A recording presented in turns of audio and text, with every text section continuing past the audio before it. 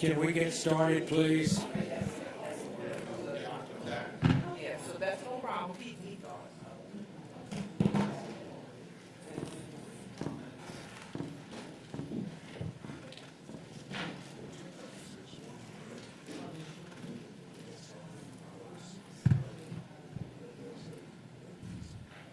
I love it.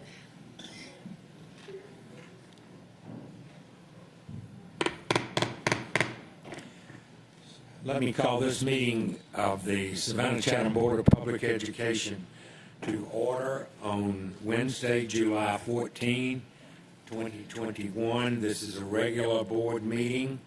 As we begin the meeting today, I would ask the board secretary, Ms. Davis Brown, if we have advertised and posted the notice of this meeting as we are required to do. She assures me that we have. I would ask board members and those present to stand as we pledge allegiance to the flag, please. I pledge allegiance to the flag of the United States of America and to the republic for which it stands, one nation, under God, indivisible, with liberty and justice for all.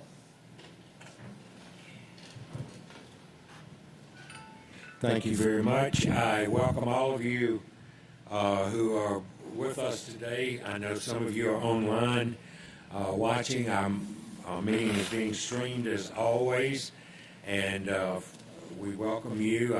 This has been a busy day already with our informal meeting and a workshop, but we're excited and continue to work for the beginning of school to be open face-to-face and 5 days a week, and we're still continuing to attempt to address the busing needs that we have.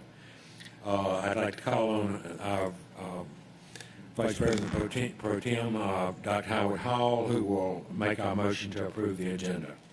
Thank you, Dr. Buck. I move that the agenda be approved with revision of items 8.02, approval of minutes for the regular board meeting held on Wednesday, June 2nd, 2021, and the special call board meeting on June 16th, 2021, with revision of items 6.01, appearances, 8.05, appointments, 8.06, reassignments and salary adjustments, and the deletion of the item 7.01, policy BCBI and administrative regulation BCBI-R, public participation in board meetings. You've heard that motion made by Dr. Howard Hall. Mr. Johnson seconds. All in favor say aye. Mr. Catchmore, are you online, sir? Yes, sir. I vote aye. Thank you, sir. I neglected to say as we began that Dr. Hoskins Brown is out because of a family emergency, and so Mr. Catchmore is out of town, and so there are 8 of us voting, and this was an 8-0-0 vote. There's a second motion that we need to make at this point. Is that right? Yes. I move that the approved agenda be amended to add items 8.33, amended and restated, intergovernmental agreement by and between the City of Garden City, Georgia, and the Board of Public Education for the City of Savannah and County of Chatham, and 8.34, Atlanta Gas Light gas line relocation agreement. Heard the second motion, seconded by Mr. Johnson. All in favor say aye. Motion is approved. I have no routine announcements. Any board member have announcements? It is customary that we recognize those employees or former employees who have passed away since our last meeting, and unfortunately we have a rather long list today. Talisha Futch Collins from Port Wentworth Elementary, Kimbra Moore from Haven Elementary, Stavros Andrus from Savannah High School, Mildred Patterson, a crossing guard, Mike Wiggins, school resource officer, and Tara Garner, our secretary. I would ask that you stand with me as we reflect on these former employees.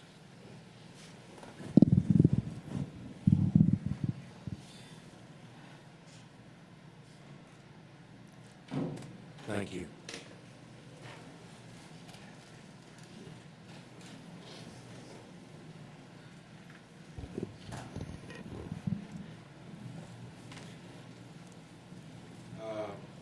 The superintendent will make her good news headlines, and then I will make a real short statement before she does her operational update. Recognize our superintendent, Dr. Levette. Thank you. Good afternoon, Dr. Buck, officers and members of the board, and staff. We appreciate the opportunity to bring you an update for this month. I want to begin by thanking the staff for the great work done when we experienced Elsa in our area. As always, the staff is ready and available to come together and to ensure that all of our facilities and staff and students are ready for any impending situation. The week was complicated by the fact that we were just coming back from the July 4th holiday, but as always, we are ready and able to assist and to work through any difficulty. So a special thank you to all of our staff for being available and helping us through that time. We were also honored last week, although it seems Elsa and the First Lady arriving seems like decades ago. We were honored to host a vaccination clinic at Beach High School, one of the very few schools in the nation to have its own community health screening clinic. Last week when the First Lady, Dr. Jill Biden, spoke at a mobilization unit for the President's COVID-19 vaccination strategies, our students, our staff, and our community showed up, and we showed off just a little bit. It was a great day for Savannah Chatham County Public Schools, and especially the Beach Bulldogs in support of the work done for our students and also for our partnership with St. Joseph's Candler. I'd like to offer special thanks to not only our staff who rose to the occasion, offering special assistance to the organizers, but also to our board members. Dr. Buck, thank you for taking our calls on Sunday and Monday, and also to our board members who were able to join us for that event. The Savannah College of Art and Design also donated thousands of recycled art supplies and new supplies to our schools.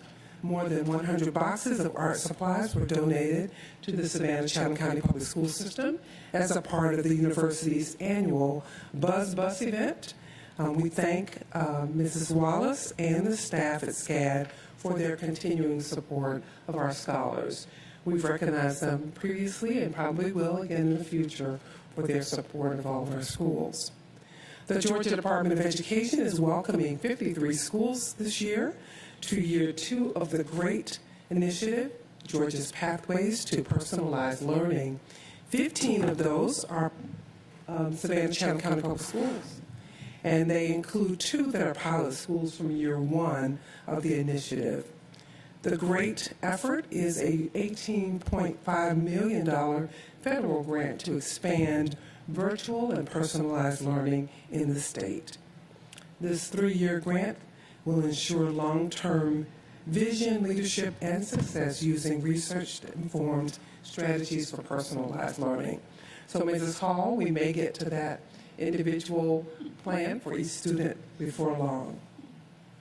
Windsor Forest Elementary School's first grade teacher, Margarita McDonald, has been selected to receive one of our 4 2021 Reclaiming the Joy of Teaching Awards from the organization Literacies and Language for All. The Reclaiming the Joy of Teaching Award honors a pre-K to 12 teacher who inspires authentic, progressive literacy learning. We offer our sincere congratulations to Mrs. McDonald. The Savannah Chatham County Public Schools Division of Communications has received 10 2021 Publications and Digital Media Excellence Awards from the National School Public Relations Association. Our very own Stacey Jennings is attending the national conference to receive those awards, probably at this moment. The recognition was earned in each category we entered.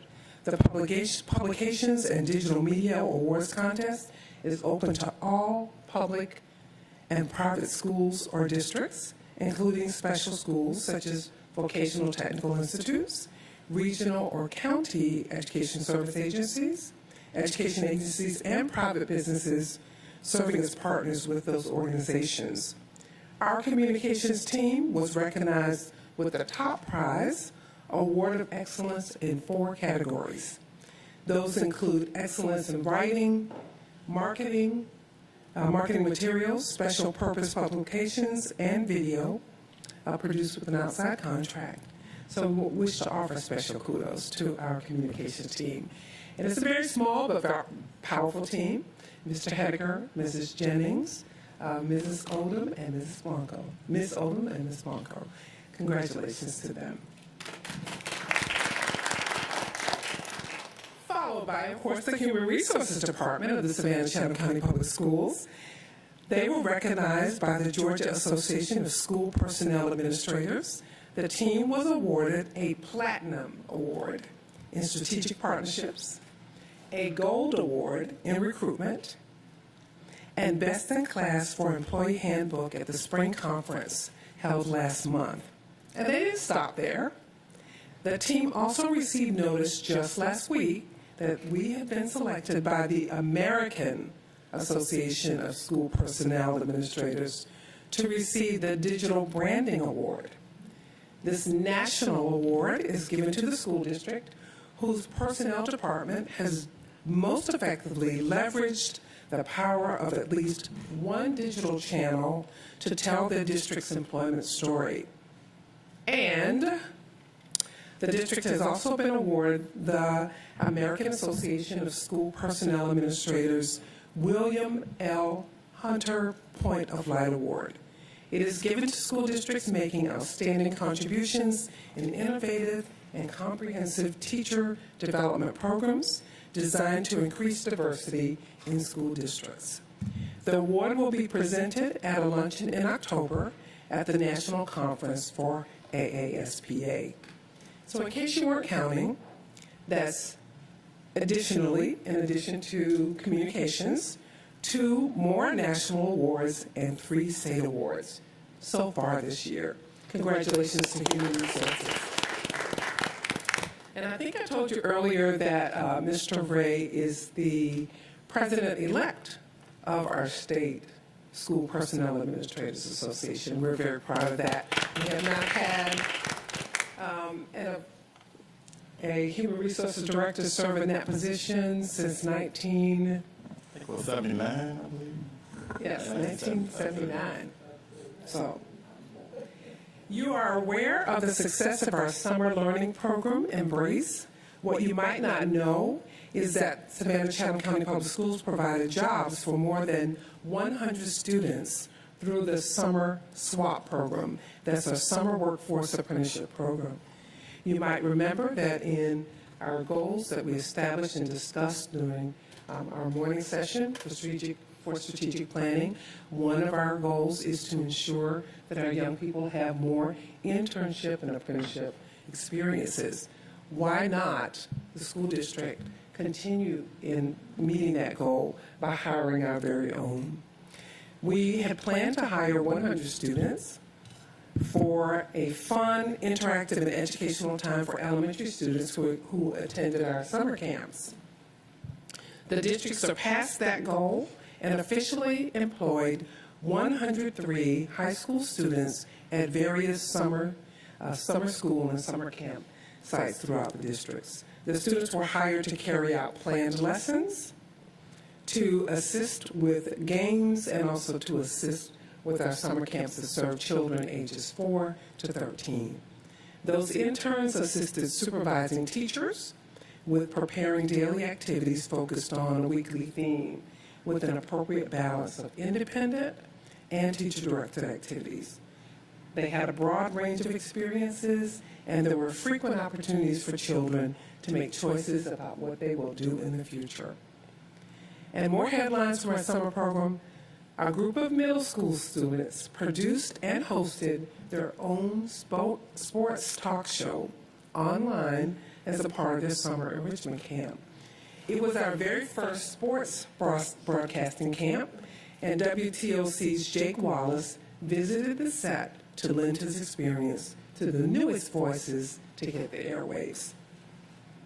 Our school nutrition program staff was recognized as a school meals hero for delivering nearly 1 million meals over the past year. We recognize them for their tireless commitment to ensuring food access through extensive home delivery and school classroom meal services. Finally, I'll remind you in terms of good news that we continue to receive good support and good feedback on our board briefs, which is a newsletter provided to all of our employees and the community on what happens during our school board meetings, as well as our In Case You Missed It publication, which is dispersed throughout the community. All of those are designed to ensure that the community, as well as our internal staff, are completely aware of the board action. I'm going to ask Mr. Hediger to provide to drive for me as we provide just some brief highlights on the operational update. I think everyone in Savannah is very clear that we're starting school August 4th. Yes, sir. Before we continue with Dr. Levette's operational update, I just wanted to speak on behalf of board members to the public. Last year we were dealing with a unique and different year. This year, as we open back face-to-face 5 days a week, masks are not required but recommended, if you will. It's important, I think, for our public to understand that the superintendent and the staff and even board members are working diligently to try to work through the problem with bus drivers and not enough bus drivers and monitors. If you have a chance, I would suggest that you go to the earlier meeting this morning and look at view what we talked about transportation in general. The real reason for my remarks this afternoon, however, are the fact that 2 points that were made in an article made in Savannah Morning News today that were just plain not right. One from a community citizen who was saying that it seemed to be the superintendent's feeling that we should do away with our choice schools, et cetera, et cetera. I think every one of us on the board understand that we as a board made a commitment to choice schools many years ago, and that the superintendent is just that same committed to that. I do not believe in calling people out, but I will say that the quote that was made by a community citizen in the paper this morning is just plain not factual. Secondly, one of our board members was quoted as saying that this was strictly an operational decision made about which priorities would get priority in transportation, and that board members had nothing to do with it. If you read the article carefully, that is what it says. All 9 board members met with the superintendent and staff either on the phone or in face-to-face meetings to discuss at length our own suggestions for transportation and how to handle the problem, any ideas that we might have had that might have worked, and that sort of thing. I am, once again, not trying to cause problems, but when just plain untruths are posted in the newspaper, I do not think it's fair, because I happen to know for a fact on both of these things, especially, that all 9 board members were asked for their opinions and had a chance to offer their opinions. And just wanted to set that straight before the superintendent makes her operational report. Thank you, Dr. Buck. I certainly appreciate the sharing of accuracy. Honesty does matter. We are ready. And if we're not ready, we're getting ready. We have approximately 21 days before we get to see our young people, and we are indeed excited about that. And I want to offer again a very special thanks to our staff. I can't thank them enough for being flexible and being innovative when it comes to serving our young people. So we are moving forward to school, and you will hear that language. We are not moving back to school. We are moving forward to school. I've stated repeatedly that this is a transition year. If you have been in anywhere in our community, you will see young people ready to come to school, and we will have to do some reacclimation to being in a structured learning environment. So just 21 days away from August 4th. There are several ways that we will continue to prepare for that. You will see our website, which includes our supply list. Uniforms are back in order. Our open house list is out there and available. And to ensure that people have all the information that they need, we are hosting a Forward to School Expo. It is to be held July 24th, which is a Saturday.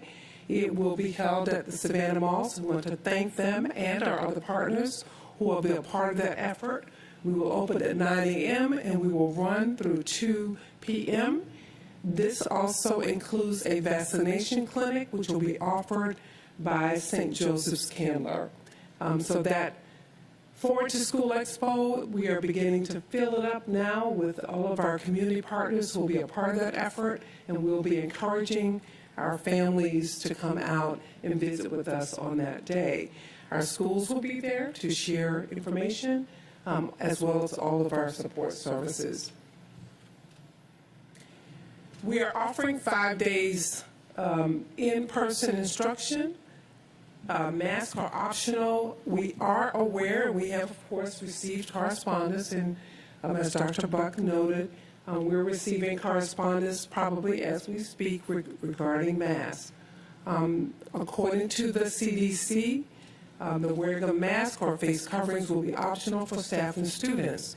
We also recognize that the governor's order is that the public health state of emergency no longer provides a basis for this requirement. As COVID transmission rates decline and vaccinations continue to have a positive impact, pandemic restrictions will slowly ease. We are continuing to monitor the numbers, and we will provide, of course, provide that information before the close of this presentation. The mask guidance does state if you are not publicly vaccinated and age 2 or older, you should wear a mask in indoor places. In general, you do not need to wear a mask in outdoor settings. If you're fully vaccinated and have a condition or are taking medications that weaken your immune system, you may need to keep taking steps to protect yourself, like wearing a mask. Talk to your healthcare provider about steps you can take to manage your health and risk. I will stop here to say I have advised and will continue to advise everyone to keep informed in terms of the numbers and the conditions. I will continue to wear my mask in places where I find it to be safe for me to do so. And I will suggest to any parent, any staff member, to feel very comfortable in wearing a mask. We will continue to advocate for, promote, encourage, strongly encourage people to continue keeping their hands clean, all of the tools that you will need to keep yourself clean and sanitize your spaces, as well as staff. You heard this morning in our meeting we are looking at making sure that all those mitigation strategies are in place and in layers. So we will continue, I'm sure, to hear from people who have concerns about masks. Just know that we will continue to, as we have been very consistent in following CDC guidelines, also making sure that we are bringing forward any information that allows us to keep ourselves safer. Thank you. Here is something that is important, and we are making sure that we are keeping this up front. Mrs. Miller-Kegler made this point in the earlier session this morning, and we will post this, of course, on our website for those who have an intense interest in it.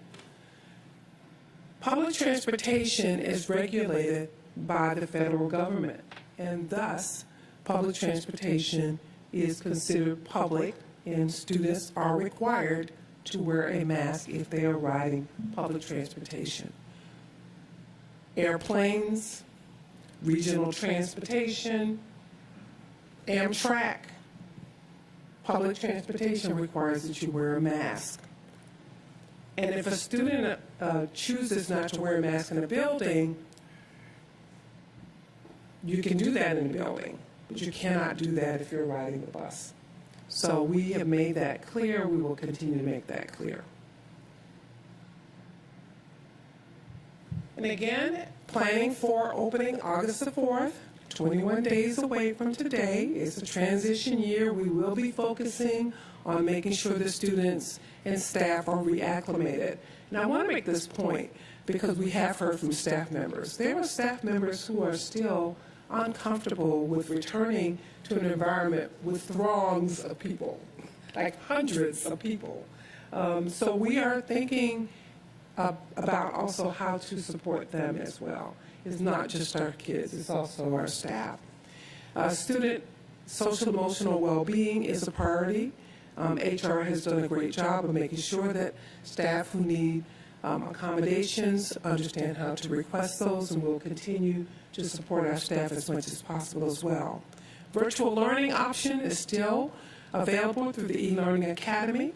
Our workplace and parent guidance documents are being finalized, and we will share them just as we did last year.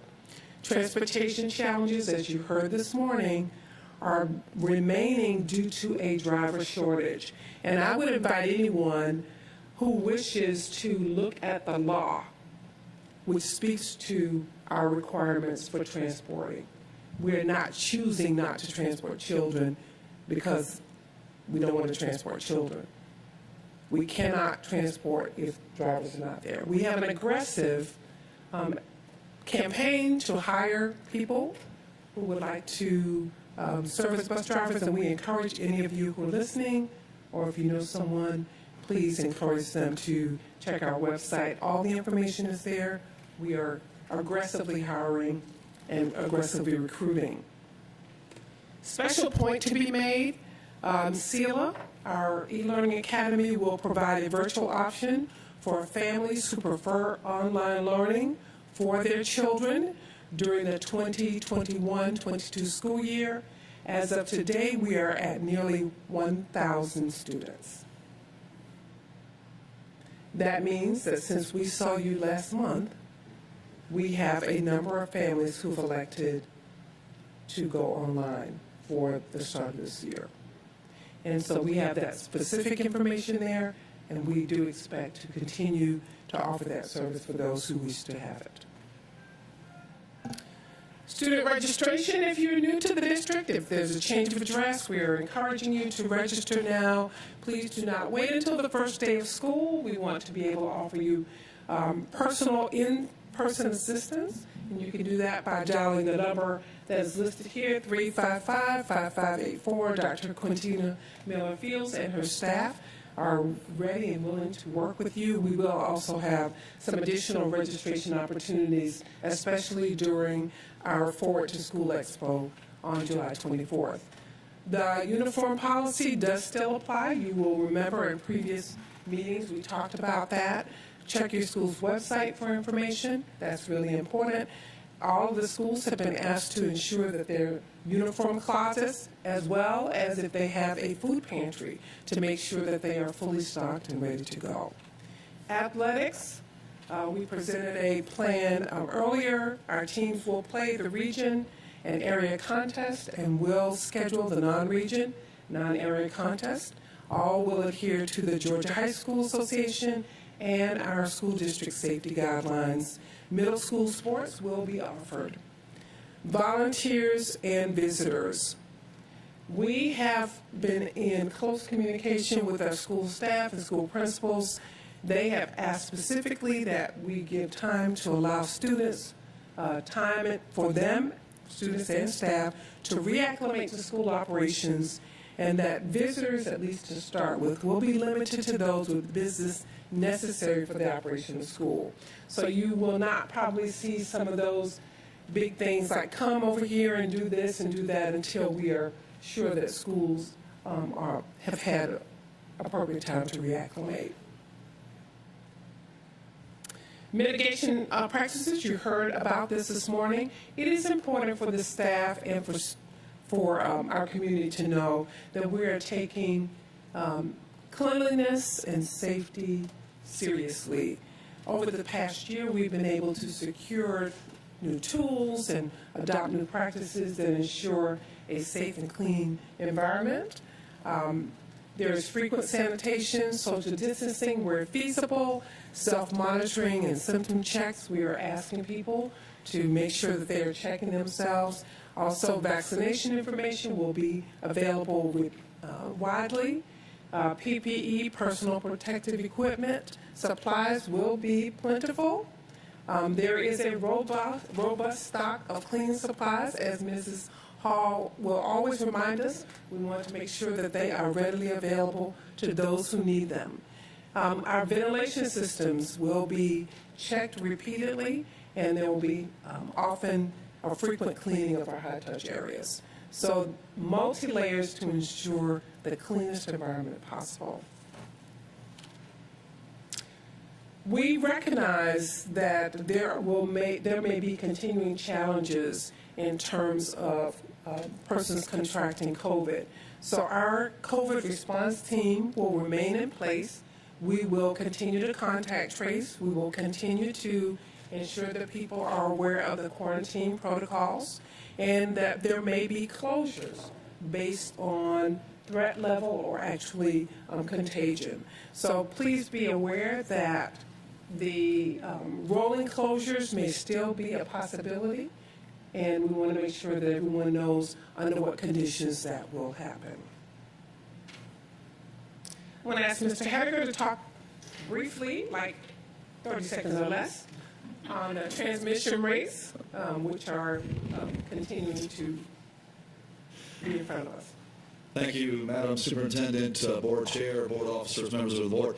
We had committed over a year ago to continue to bring you updates monthly as to the transmission rates of COVID in our area. Our friends at the Coastal Health District have been paramount in providing this information and a great resource for us, not only for our nurses and the movement that we do in regard to contact tracing and guidance on how to manage cases, but really on what they're seeing in the community. We are very excited that we've been able to operate the last few months in either the orange or green in the critical categories that are being reported. Of course, the daily case rate, as you're all familiar with, 3 months ago is no longer reported. So I'll just say that in tracking the percent positive, of course, that's a lagging indicator. The July 9th indicator is that green. One area of slight concern, you will see an upward trend in the community transmission index. We do know that if you listen to other community leaders across our area, Savannah, Chatham County, they are watching that very closely as well. You do know that the city of Savannah has utilized a mask mandate very early, and that was lifted.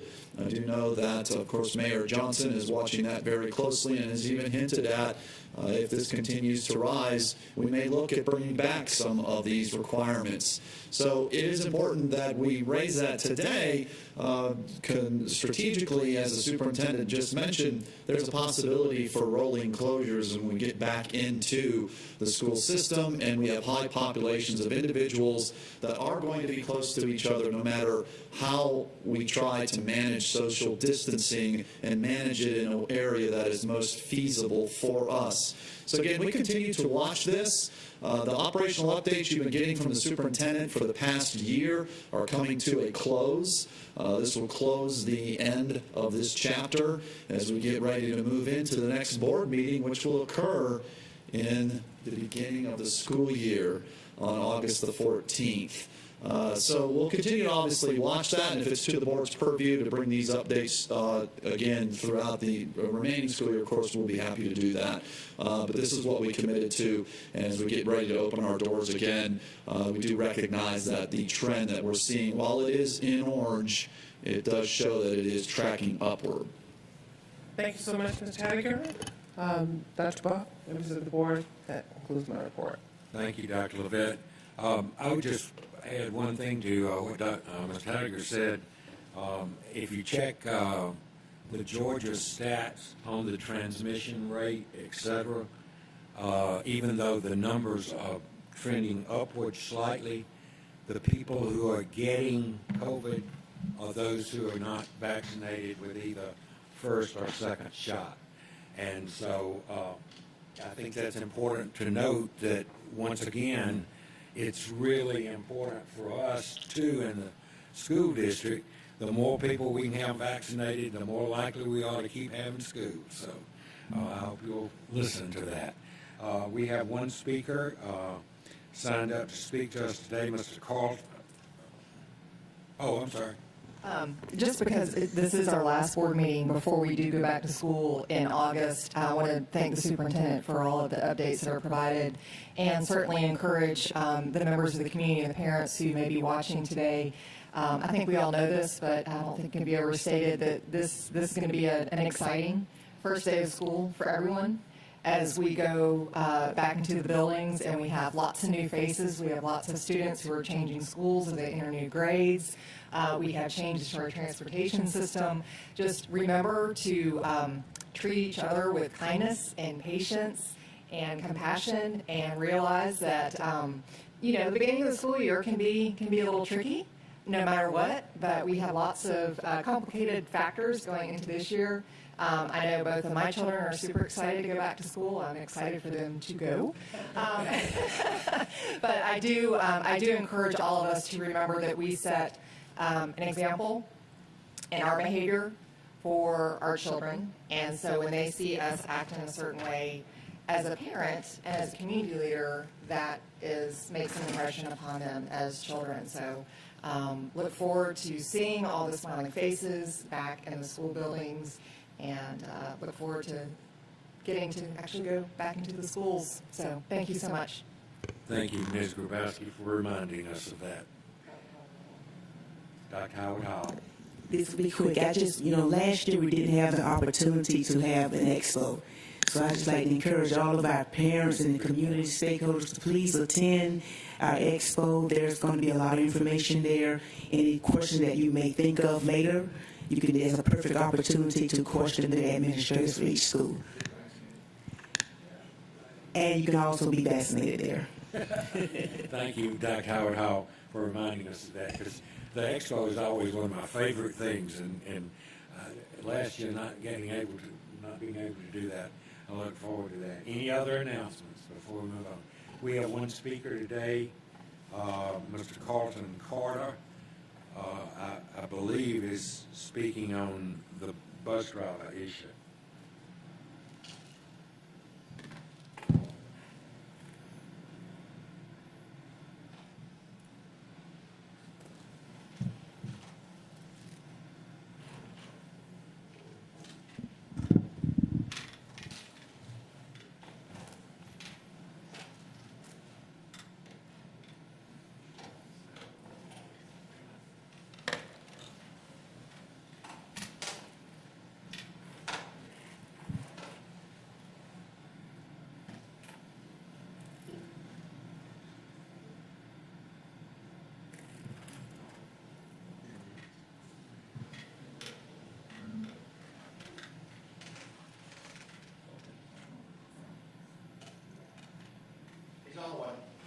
Thank you.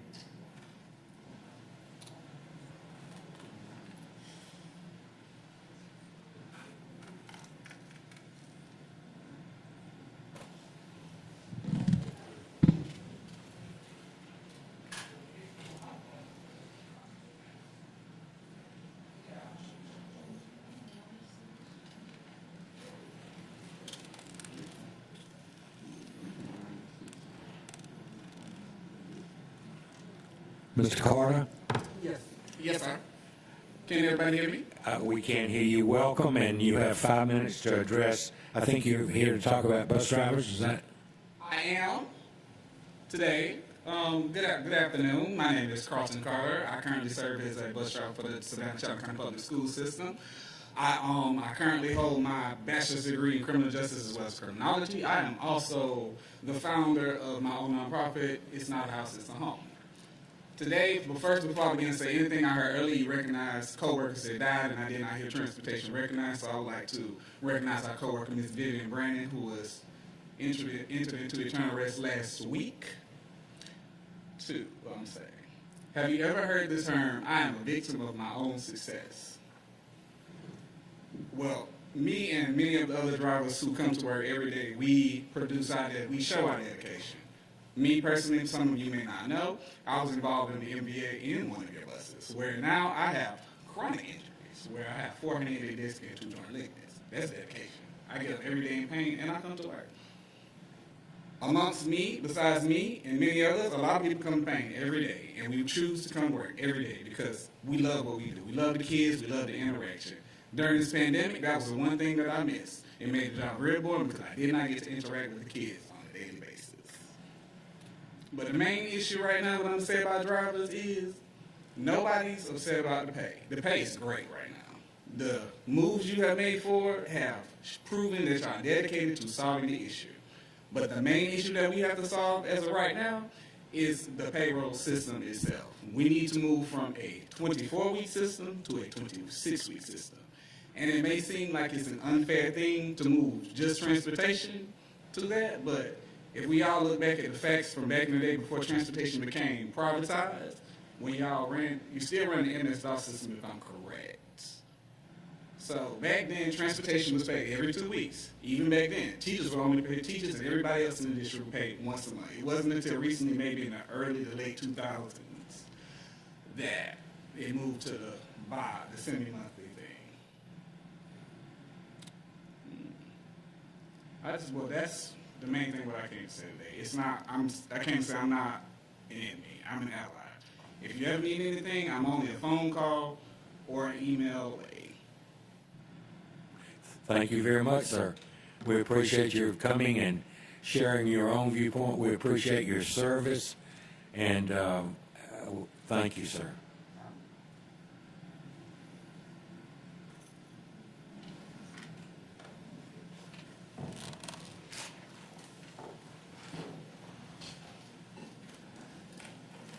Moving on to board matters, Ms. Hediger, you want to lead us through that? Yes, sir. Thank you for the privilege to take the board through board matters for some policy updates. Item 7.02 will be moved on as, of course, 7.01 is previously adopted by the agenda, has been pulled for this particular meeting. 7.02, policy EE, which is food services management.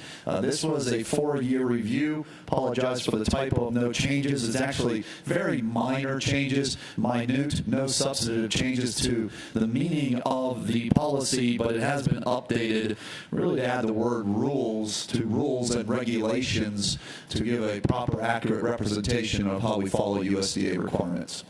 Remember, this is a first reading, and this is also, for those of you in our viewing audience, we do a periodic review of all policies, and this is a 4-year review on this particular one with some changes made. We will not actually vote on it today. Any other suggested changes, thoughts from board members? Moving forward, that first reading is complete. Thank you, sir. Moving on to agenda item 7.03. This is another 4-year policy review of policy ICC and, of course, the associated regulation. This is under curriculum research. The main thing here was to provide a current update to how the district is offering the implementation of its curriculum under the Georgia Standards of Excellence. So that was the main thing that we found in this particular need for this, and also how that is made available to the public electronically through the Godot website. Again, this is first reading. Board members, any changes you would like to suggest? Any thoughts? Hearing none, moving forward. Once again, this is first reading. We will vote next month. Next regulation, please. Thank you, sir. This is item 7.04. What we've noted in our policy review process that the particular policy IHDA did not exist in our policy code manual. However, the associated regulation did. So we were following the implementation of the process for valedictorian and salutatorian, but it's important that we have a corresponding policy. The policy has been written in what I think is clear and quality policy language from a 20,000-foot level, and of course all the stipulations of how we manage valedictorian and salutatorian are in the regulation. Any, yes, first reading.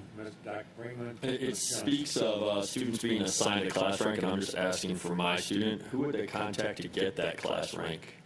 I know when I was in school, you got to print a report card and actually said your class rank on there, but I haven't been able to locate it in Power School, so is there a person that my student would contact? Defer to Associate Superintendent Paul Oliver. Yes, sir. You can contact your school counselor, and it will be there. And also, if you are a high school student, you can see that if you view your transcript. Through Power School, then, you can view transcript, or? Through your school counselor. Okay. Any other comment? Ms. Grabowski? At one of our board meetings several months ago, I believe there was some conversation about the valedictorian or the class ranking and how it might be influenced by students who were taking more advanced classes. Am I remembering that correctly? And does that have an impact on the valedictorian, salutatorian ranking? And I apologize that I didn't drop you a note about that Paul Oliver, previously. you want to? So yes, in order to be considered for valedictorian or salutatorian, you are required to take certain higher level courses. Yes, and those are factored into your GPA just like other courses, but remember they do carry bonus points. Ms. Johnson? Sorry, I missed you. I just want to commend staff on having this policy written with only 3 sentences.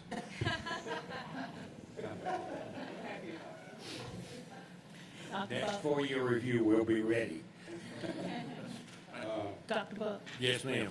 I'd just like to ask Ms. Ball Oliver, students and parents are made aware of this as they enter as freshmen. Am I correct? That they know from as they begin their high school careers what the policy is? Yes, and actually our school counselors begin those conversations as early as middle school because we want them to enter 9th grade understanding what you need to do and why it's important, your class rank and taking those higher level courses and maintaining that class rank in your GPA. Okay, thank you. Thank you. Any other comments? Remembering this is first reading.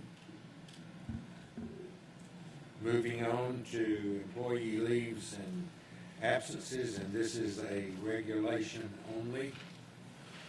Thank you, sir. Correct. This is an administrative regulation for the board's review, so there will be no vote on this, item 7.05. This came about as part of the 2021 legislative session under HB 146, which brought about requirements in statute for paid parental leave. The Georgia School Boards Association provided guidance for school districts across the state to either create policy or find a place where it is applicable in your existing code section. We thought it was and feel that it should fall and remain in the area of employee leaves and absences. So you see it as written in the regulation side, and this is recommended language from GSBA. Remembering board as a regulation, if whatever you do today is it. I mean, this is not a first reading, so any other, yes ma'am. If I didn't experience this, I wouldn't even know to say it. About 8 years ago, I became a temporary guardian of a newborn and a 3-year-old, and I can looking at this regulation that's not on here, that's not considered as a parent. It's foster care, adoption, but not temporary guardianship. So I don't know what road you would take to include that. Is it any type of legalities involved? Because that does happen.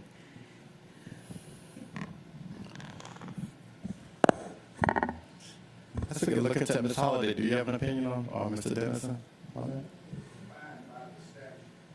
Right. That's true. So it's not, it doesn't address that. Right. Guardianship.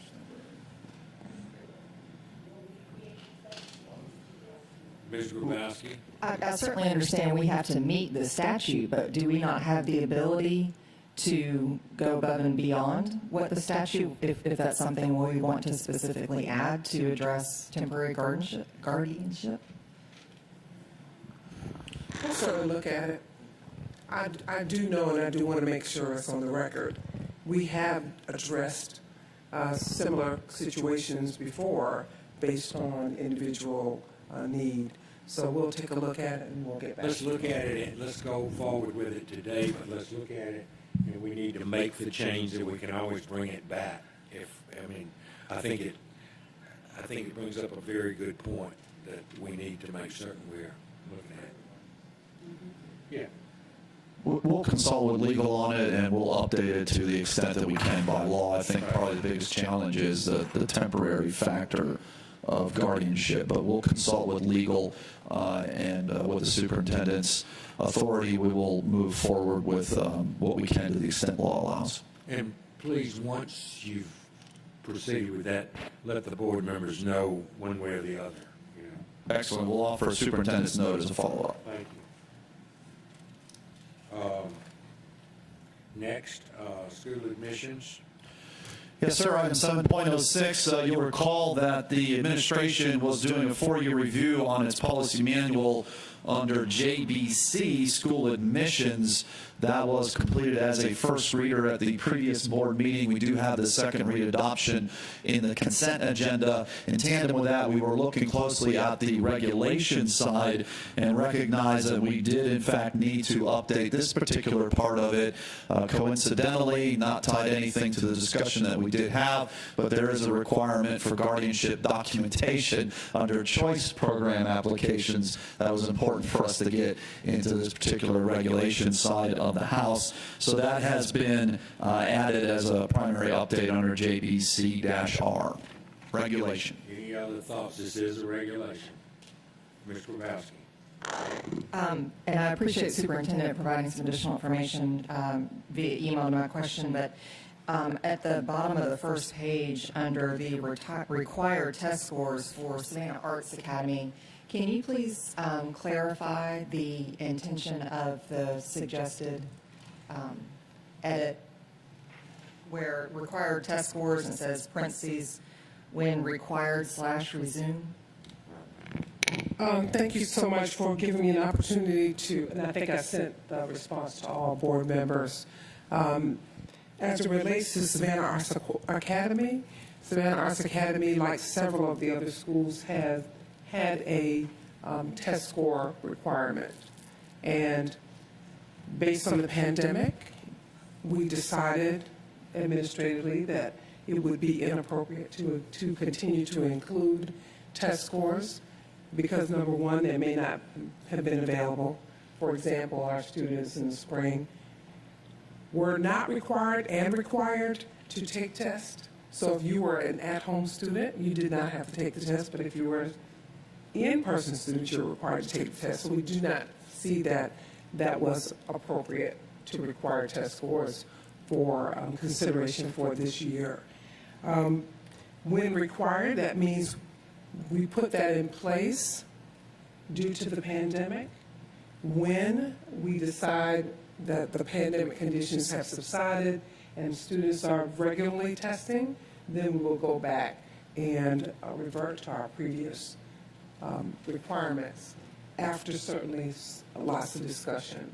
So there are lots of other ways for us to look at whether students met academic rigor or not. I would I appreciate that explanation and certainly understand that this past year with testing, why we had to implement those changes. I would like us to add some specificity around this. My concern is if it is left open-ended, are we opening the door where we're no longer having those academic requirements for Savannah Arts Academy? I think it could be interpreted that way, and that's not something I would be in favor of. I just think that we might need some clarification and some a little bit more than what's in the regulation as it's written. Well, when the state offers us a solid requirement that students have to take the test, I think that will be something that we can inject here. I'm not, unless there's someone else in the room that has received anything definitive about whether we'll be testing this year. I think there's an assumption that we'll be testing, but I don't think we've received anything definitive. It is a regulation, which means we can bring it back when there's more definitive information available to us. Ms. Hall? Dr. Labette, I have a little bit of a concern. I know that across the board, I wrote in about that particular item also. I know across the board, an 80% is a must, is mandated at all of our choice programs. But if Savannah Arts and, say, Garrison require auditions, if I meet the 80% academic threshold and I'm the best singer in the bunch, does that mean that I will not be allowed admission if my test scores are not in addition a certain level? And what is that level? What test score must I have? So thank you for giving me the opportunity to talk about how we got to this point. In 2015, which I think I shared with you, a decision was made that the placements at Savannah Arts and Garrison would be based on talent. That would be the ranking order item. And that while there was still a academic threshold that was established in terms of pen and pencil performance, there was also an appeals process used, which many of our parents and families have taken advantage of. So if I'm a virtuoso, but I have a 75 average, a parent had the opportunity to request an appeal, and that often would result in that student being placed even though they might not have made the 80. I think each year we have an opportunity to revisit the requirements. There is a strong sentiment for eliminating the 80 or whatever the test score requirements are. And I think that that certainly does warrant some consideration as it has in each year. Last year taught us that we could depend on our teachers to give us real time and I think meaningful assessments of where children are. I do not think the quality of a program is watered down simply because the student doesn't post a particular test score. So I do think we need to make sure that we are considering the various ways that we can assess whether a student is gifted or talented or in a particular area. And there is, of course, a sentiment in the community that the test scores often keep students out who might be successful, and that's why we have the appeals process, which is being used more and more each year. So we'll definitely take a look at it. We don't close the door on anything when it comes to that, but we do also want to make sure that we are not defining students based only on the test score. In fact, for students who are coming into the district, they often will present 3 or 4 sets of test scores in addition to other information before they can even apply for a choice program. But we'll continue to look at all of it. Your feedback is important because you're the ones who sometimes will field those questions. We want you to be conscious that we do not, I think it's the opinion of this board, that we do not define children by a single test score. And that is why the appeals process has been put into place. Well, I certainly appreciate that clarification because that does come up to us a lot. And I also want to make it a point, too, to point, not all specialty programs require a test score. That is very important because the general idea is that all programs require a test score, and they don't. In fact, some of our schools have requested that we eliminate the test score. I will just say Charles Ellis, for one, is against their philosophy. So I want to make it clear, too, that not all schools use a test score or want to have a test score as a determinant of whether children can have access to those programs. Okay, in regards to Savannah Arts, it's very refreshing to be able to say, yes, we are running an art school. Lots of people say we do that under the guise of arts, but it's a prep school. No, it's not. And that kind of thing, especially that appeal process, helps us to show that we are, our intent is that it's an outstanding arts program. I also want to make a point, too, that before the appeals process, we did not have a full representation of our students with special needs either, which was also an impetus for us putting the appeals process in place because we saw that. And I think it's important that we give our students with disabilities the same opportunities that we give to our typically developing students. And the appeals process has allowed us to do that. Mr. Grabowski. Thank you very much for this additional discussion. I really do appreciate it. And I understand and agree that test score is not the end-all, be-all. And I think that's something that we really are seeing more and more of. I wanted to simply bring this up today because to better understand really the intent behind it. Because I do think that, Savannah Arts Academy is a wonderful art school, but the academic rigor of the school is also an important component of what makes it such a strong school. So I just wanted to have a clear conversation around this particular issue and appreciate the opportunity to be able to discuss that today. And we appreciate you bringing it forward because there are people who have ideas, as Dr. Buck pointed out before my operational update. We use these opportunities to educate people as to the facts. And for me, it's a sensitive area when we do not, as a board, acknowledge, as a governance team, acknowledge where we have made changes over the year to address the historic perceptions that we are not fair. And I'm very sensitive to that. So when we have done good work to address those known areas of concern, I'm going to bring it forward. And I think we have done, if you were here in 2015 when these changes were made and you recognize the challenges that this board faced in making, I think, a good decision in the interest of all children, I don't think that needs to go away. It was a very difficult conversation for the board, but the board decided we need to extinguish this idea that these programs have been, are not available to all students. So we have come a long way. We still have some work to do, but come a long way in terms of opening up access. Well, the appeals process, I think, is an important component for people to understand. So, thank you. Any other comments? The superintendent, I think, channeled all my thoughts on required test scores. But I think the pandemic has allowed us, looking for the silver linings. These are the things that people prior to the pandemic said, why do we have these test scores? Why do we have these test scores? Students aren't defined by a test score. Now, we haven't had to have them.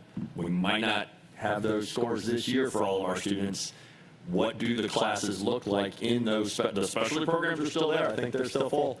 So how are those students doing that we didn't say, oh, check, they made a certain score. So I think this is a time where we can have, he's not in the room, have some data pulled and looked at and go, oh, wait a second, we don't need this hurdle anymore. And even in higher ed, your academic record actually proves your success, not your standardized tests. And I think that our country is finally swaying towards why do we need these high-risk tests to prove that I'm worthy to go to a certain school. Any other discussion of this academic regulation? We got to talk about something. No, I thought it was a grand discussion and we needed to have that because people are very quick to want to blame us for things. So I think, I was not being facetious. Mr. Johnson. I might surprise most of y'all in this room, but I'm in perfect agreement with that. I don't think we need. I know it's regulation, but I think maybe when we look at this regulation again, maybe talk to the new principal at Savannah Arts, see how those kids are doing. Look, like Dr. Bremen said, look at the data. But I think that by having one or two tests that defines a pathway for a child can be very detrimental to that child. We know historically that that high-stakes testing is usually Caucasians usually do better on it than persons of color. And I think we need to really look at that as well about what are we doing to our children and to our community with these high-stakes testing, going into these choice programs and having them feel like if I don't do good enough, then I'm not good enough as a person. I think that we as a district really need to take a look at how we look at testing and maybe just go 2 assessments so we can really be able to help the child along and meet them where they are. Thank you, sir. Any other comments? We've had a lot of discussion on Savannah Arts, and there are other schools that are strong. We have Woodville Tompkins, we have Jenkins, Johnson, and so many other schools. So I just want us as a school district not to be so focused on the Savannah Arts, but the entire Savannah Chatham County public school system, high schools, because they are all strong schools. Thank you, ma'am. Any other comments? Hearing none, moving to the last Board of Education matter, which is the naming of Beach High School Auditorium.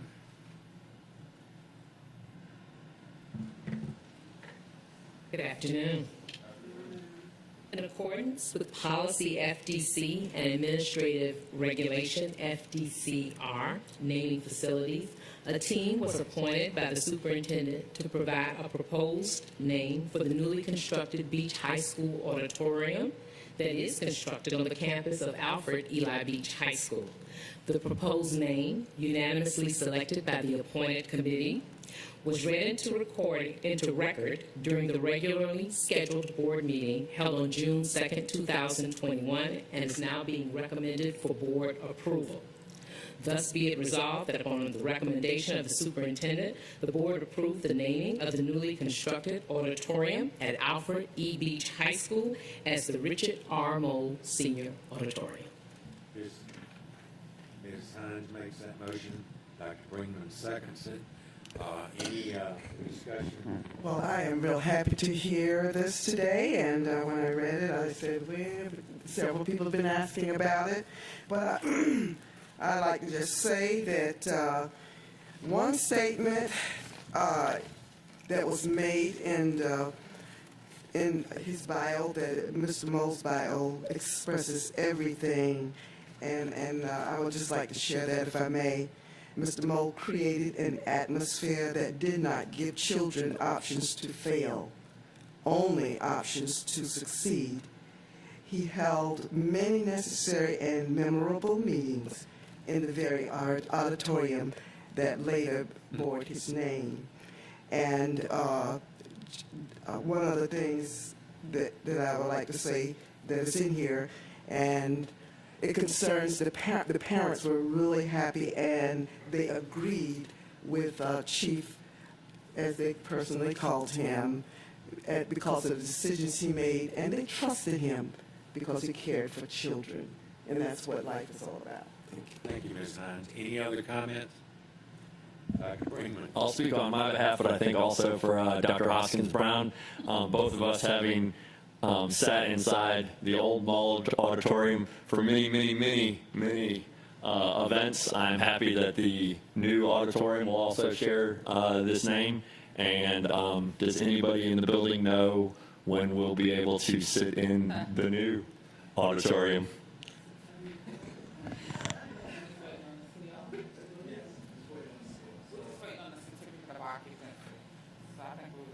Okay, Tanya doesn't have anything about a building, so I had to say something about when do I get to go to something. I do hear it's fabulous. That's what I keep hearing. It really is. I Okay. go over there Monday or Tuesday. It's state of the art. Good. Any other comments from board members? Actually, it's nice that Dr. Hoskins Brown is not here because we had to have a double second of the motion. All in favor of this motion, raise your hands, please. 1, 2, 3, 4, 5, 6, 7. Mr. Catchmore? I vote yes. 8. Motion passes 8-0-0. Thank you, board members. Could I have a motion to approve the consent agenda, please? Dr. Brinkman moves, Ms. Hines seconds. All in favor say aye. Motion passes 8-0-0. Dr. Buck? Yes. I'm sorry, I abstain. Oh, I'm sorry. I forgot about that. Out of sight, out of mind, Mr. Catchmore, I'm sorry. And so it's, the motion passes 6-0-2. Mr. Johnson and Mr. Catchmore abstained. I'm sorry, I was getting ahead of myself, as usual. Motion has been approved for the consent agenda. Moving on to Goal 5, there are 2 items of business.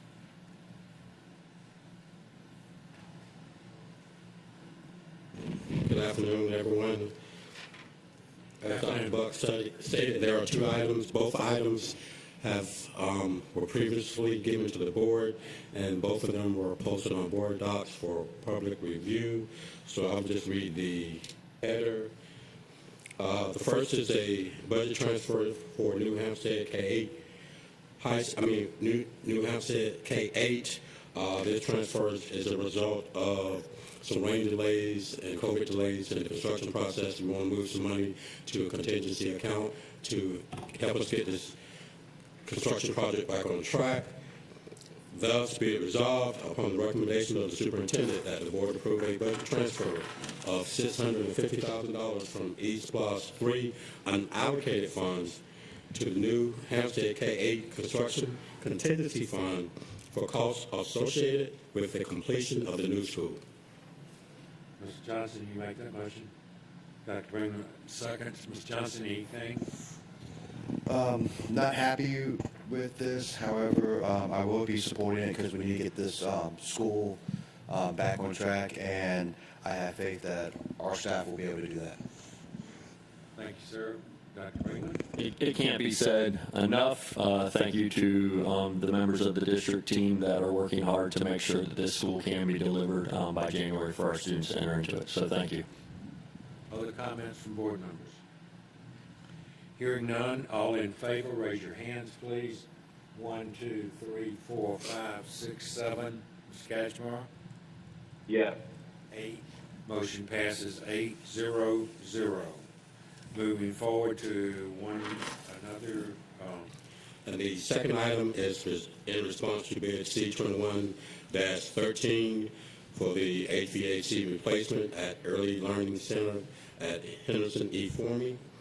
Thus, be it resolved upon the recommendation of the superintendent that the board approve the award of bid C21-13 Early Learning Center at Henderson E. Formey HVAC replacement to Mock Plumbing and Mechanical Incorporated at a total cost of $2,161,780. Heard the recommendation from Mr. Jackson. Mr. Johnson moves. Second by Ms. Hines. Mr. Johnson, anything? Let's give these babies some good AC. Other board members, any comments? Hearing none, all in favor of the motion, raise your hands, please. 1, 2, 3, 4, 5, 6, 7, Passmore, yes. 8. Motion passes 8-0-0. I thank staff and board members for good work today. We started early this morning, so we're getting out of school at 3 o'clock. Regular time. But I appreciate your good efforts today. And Ms. Hines moves that we adjourn, and Ms. Hall seconds. All in favor say aye. Aye. We're adjourned.